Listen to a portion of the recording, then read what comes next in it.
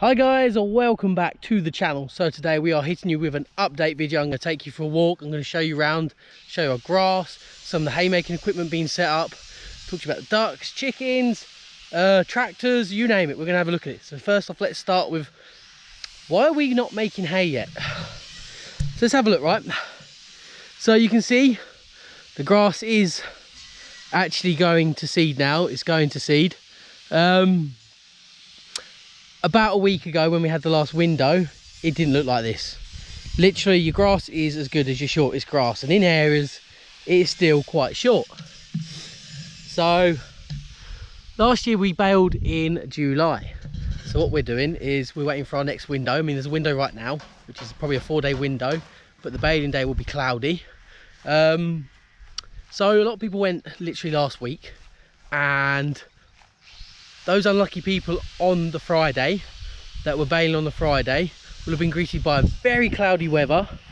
It was also raining on and off, so there's going to be a lot of mouldy hay out there. So good luck to anyone that's gone and bought any of that.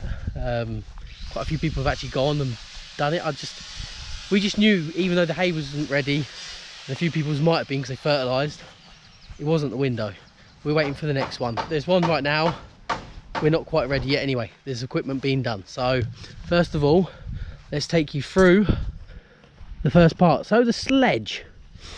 Now this has had a few little things done to it, and it's had a bit of paint in areas. Now the paint helps the bales to push through the sledge. Don't know quite why, but the paint gives it better motion through. So some springs have been changed. I'm not sure if he's fixed the back door yet. We're sort of gonna wing it with the sledge. Look, he's put a pin through this bar here. If I told you there was a metal bar that needed the weld, he's managed to put a pin through and hold it in place there, so that should hold up nicely. So it'll be interesting to see. We've had the sledge on the back end of the baler, so we've had the baler and the sledge on the back of the Renault, and he's had a little play of it, tidied things up. He spent a good full day on the baler, and he's currently working on it now. I will show that in a second. So the flat grab isn't ready either. I'll quickly explain why. So we don't have a headstock on our tractor, so the position of these arms here isn't correct. It needs to be, as you can see, wait, where is it? Yes, that one there. There was one here, he's took it off and cut it. He needs to re-weld it back on in a different position so the headstock of our tractor, not the head, don't have a headstock, so the arms of our tractor will fit onto it, and then obviously the ram into there. Let's make our way around. So trailers this year is a bit different. So we used this bale trailer last year. We'll be using that one again. This one's not too bad either. Nor the sheets on it. Dad's using them for another trailer. Try and get us at least 3 trailers on the go. So we'll be using them 2 there. That is the one that had the pop wheel last year. If you remember, disaster strikes twice on the farm. One of them wheels went kabang. So he's fixed that wheel throughout winter. Let's just draw ourselves back round to the Polytunnel and the growing area. And then we'll go back to the farm equipment in a minute. So we got potatoes in quite late this year, and they have come up quite well, as you can see. You see the roots coming, all the flowering coming through here. Look, see, look, flower on the end there. So I don't know when these will be harvested, but I imagine it won't be too much longer. There is a lot more stuff in here. I don't know exactly. Obviously we've got the runner beans that have only just been done. We're really late this year because of obviously the Polytunnel. I think there's some collies in there. Carrots, probably parsnip, no mum. Let's have a little walk through the Polytunnel. Let's have a look. Now, so over here we've got cucumber. I said I'd do a little thing on what we've started. So there's a few cucumber plants in here, and also this one here isn't. This is a sweet pepper, which looks like it's going to grow some lovely fruits on it. The strawberries are over here. You have to excuse the weeding and that, guys. My mum's not been here. She's got some stuff in the ground, then she's had to go away for a week. So we've got different types of strawberries in here as well. As you can see, some of the fruits are coming through nicely. So this one here's a Ruby Ann. We've also got Everbearers, and there's another one in here, I don't know what it is. Symphony. Okay, so there's the strawberries coming through nicely. Like I say, excuse the mess, we're still working on it here. I don't know what with the hanging here for the tomatoes. I don't understand it. You guys will. So tomatoes in there, kale and leaf celery. Now this really wants planting. Not sure on some of these things in here coming through. Parsley and coriander. Looks like the coriander might have died off. Again, some more tomatoes, plants, got some mint there as well. So there's a lot growing through here. Dad is currently working on a baler piece. I don't know what part he's on. I think it's to do with the shoot where it comes through.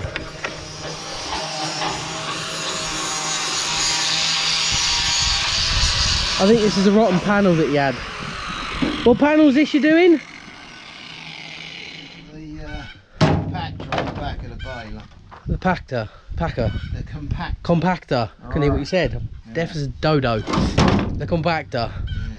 So, oh, it was rotten, so you've put a plate, you welded a plate over it. Yeah.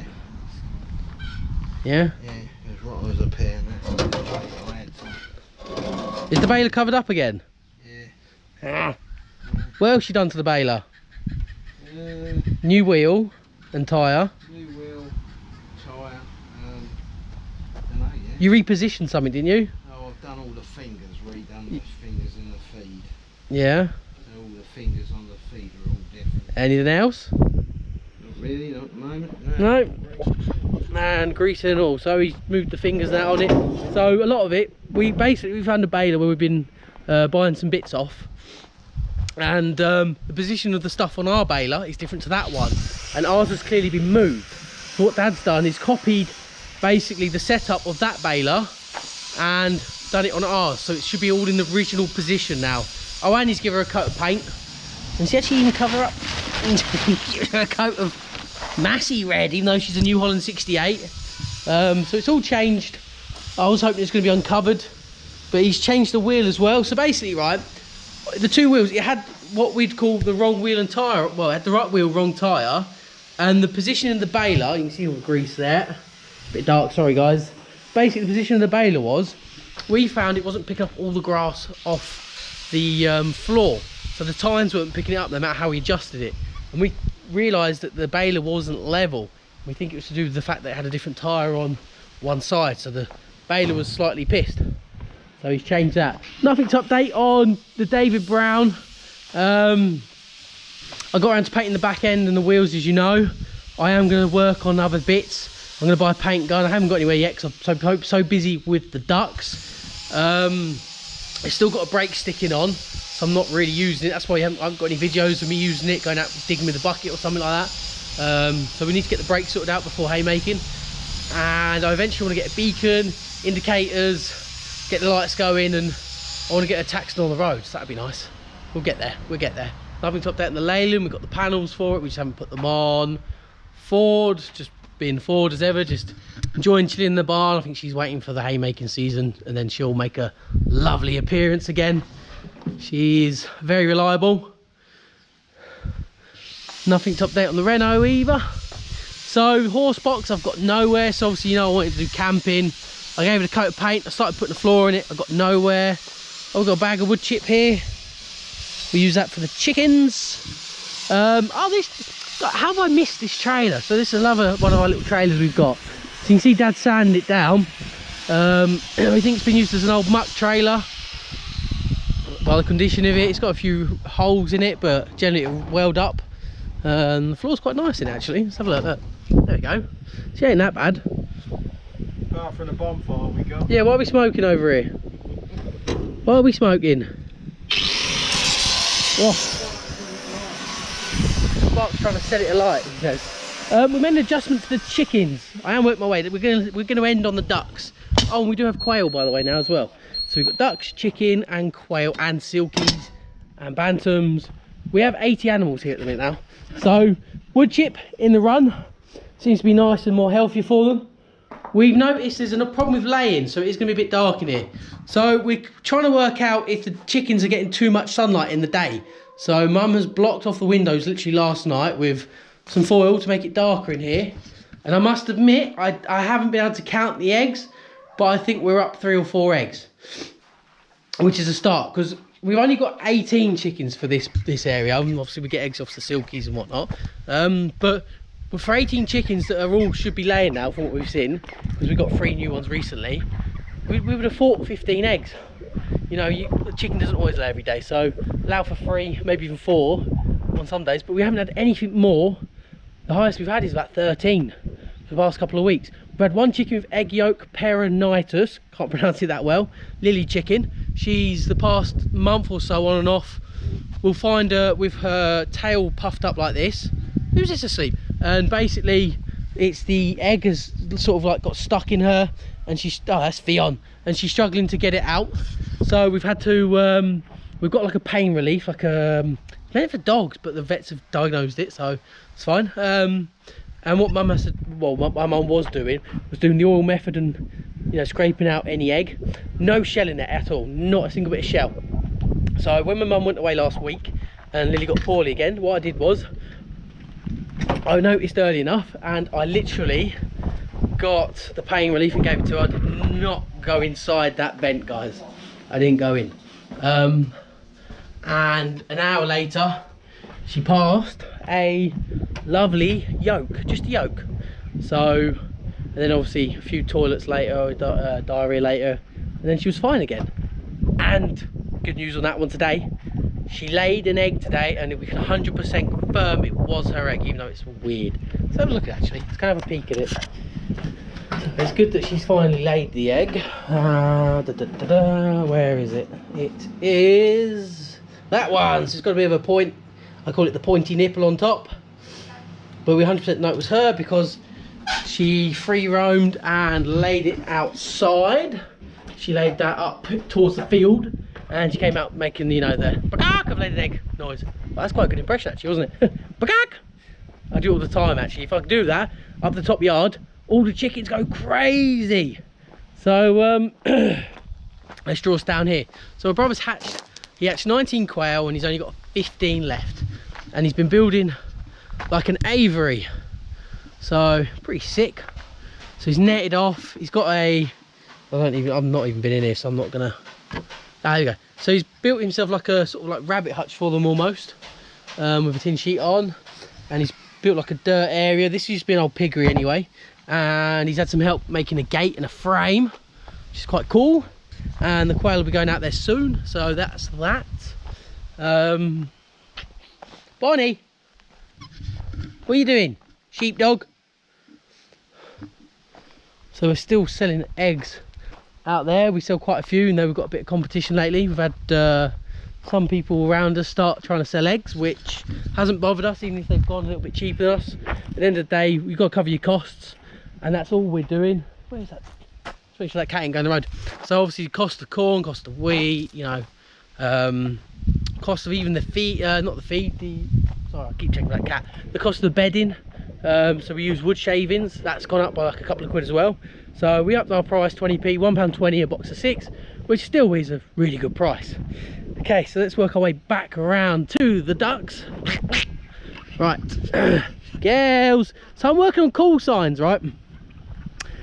And I've been informed that ducks do not put themselves to bed at night, and given a chance, they would literally stay out all night. Now, because they're eating, I'm not going to disturb them because they don't have food at night. What I've been doing is I'm not giving them food or water at night, because obviously in the house, messy, water goes everywhere, and where it's hay, I'll be changing it every day. And also, if you give an animal food at night, attracts rats. We had that issue with the chickens, but we managed to get it blocked off, so they can't get in there now, so they keep their food. But we did have an issue at one point where there was a couple of rats in there, chased them off, never saw them again, blocked any holes, and yeah, oh, pretty knackered from that little loop. So obviously you guys have seen this duck enclosure net recently anyway. So since that video, we will go in.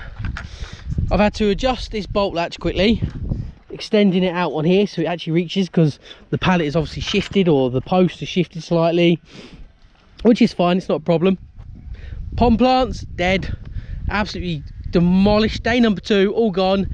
And as you can probably see, the pond is green. Look at that. So there is a plan in motion for that.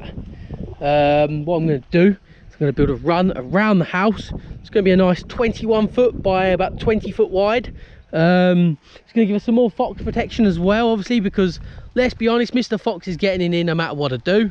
But if I built him a nice run, I'm worried when it comes to winter, I'll be able to put them in the run. I'll have it the netting buried into the ground, or put wood round properly.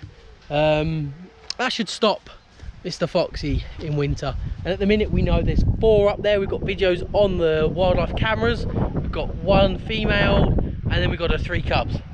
So they're active. We've seen them out at 10 o'clock in the morning. We've seen them out at 4 o'clock in the morning, and they are literally top of middle field where the badger set is. So it's pretty frightening knowing we've got, I think as a guess, 12, 30, about 60 chickens and ducks down here. So we'll see what happens, especially as they all sort of free range. I built another ramp, and this is the weird part, right? So I'm coming out first couple of nights. I put them to bed 7:30, 8 o'clock. Quite, you know, it's a little bit early, but I've got my child to deal with, so they have to go to bed about an hour earlier than they probably should, you know, with the daylight and whatnot. I come out not yesterday but the day before, and I'm thinking, where are they all? Why is there ducks running around the house? They basically seem to stay in this shaded conifer area where I've got 3 feed buckets. They're on growers pellets, by the way. The chicken ones, I haven't got a specific duck one, and I've got oyster shell for them. But anyhow, you see they're chilling in there and they enjoy jumping in and out the pond. And I'm thinking, why can I see ducks running around the house? I come up in a panic and I find 8 have gone to bed and 4 are getting stuck going to bed. So we put the 4 in bed, blah, blah, blah. Long story short, I'll come back tomorrow from Father's Day meal, and my first Father's Day. And I can see my mum in field over there, and I'm thinking, where's the ducks gone? I'm going to, where's the ducks? I can't see them along this line anywhere. There's no ducks anywhere. I'm doing bricks, mate. I'm literally thinking, oh God, the fox has got them. Mum can't see them along here. I can't see them down there. They're all in bed. All 12 put themselves to bed. And I've been informed that ducks are not like chickens and they will not put themselves to bed. These guys, 7:30, bam, we're going to sleep, mate. So might have myself a nice little bunch here if they keep up with that. I highly doubt they will. God, that pond is green. I ran out of stones. I want to finish off this sort of design. There's been a few issues with them getting in and out. Obviously, I was warned about not having the marginal shelf in there. So we've got these rocks in here, and there is some hiding under the surface. Oh my, I need to clean that out actually. I'm going to have to get that clean today. So the plan in motion for the pond is I am going to literally empty it, right, refill it. Once I've got a run, they can go in it like an hour a day or something, so they can be restricted on that. What I'm doing is I'm growing the plants elsewhere, and I'm going to buy some more. I found some people have got loads of water lilies and oxygenators that they just want to get rid of out their ponds. So I ain't got to spend another 50 quid on plants to get eaten. So I'm going to pick some of them up, and I'm going to grow them in methods like this. So there's a reed there, the water lily, and that's in there. I'm going to grow them like this, let them bulk out a bit, and then we'll plant them in the pond again. And it won't matter if they get eaten, because we'll draw them back out, but it might give them a bit more oxygenated water for a bit, so we'll see what happens there. So here's the silkies and the bantams. They're chilling. There's about 15 or so in there, and there was another 10 in this one over here. So I think that's generally it. We've had the mower out. I can't show you because we're going through the building, which has a bee's nest inside. So the 4-wheel drive is sat in there with the Claas Mower and the hay bob. Hay bob, we bought new gates, put new gates on. Mower's had a few little welds done to it, so it's tidied up. And yeah, generally there's a lot getting done. I'll have to get some videos out on it. There's Lily Chicken. Lily Chicken! Yeah, she's come up here and laid an egg up here, so that's good news. Right guys, so that is a really long, no edited, by the way. This is what I like to praise myself on these farm update videos. No script, no editing, go for a walk, go for a talk. I haven't planned any of this. We're walking around, we're talking as we see it, so it's quite enjoyable actually. The best part about these videos is you put them on, like, here comes the sheepdog. See, look, I can't plan this, can I? Look at this. It's like a scene out of Baywatch. If I sit down. What's up, sheepdog? Day. Good girl, good girl. So thank you for watching, guys. I hope you enjoy these videos. If you're new to the channel, please hit the subscribe button. Remember, we do have the Instagram, the Facebook page. Message me on there anytime. I'm always active on there. You'll see updates on this stuff happening so much quicker. Oh god, I'm just about to give myself archive. I keep looking at him welding. So yeah, follow us on there, Mowers Family Farm, Mowers Farm. Links are in the description down below, so check out the description, click on the link and you'll find us.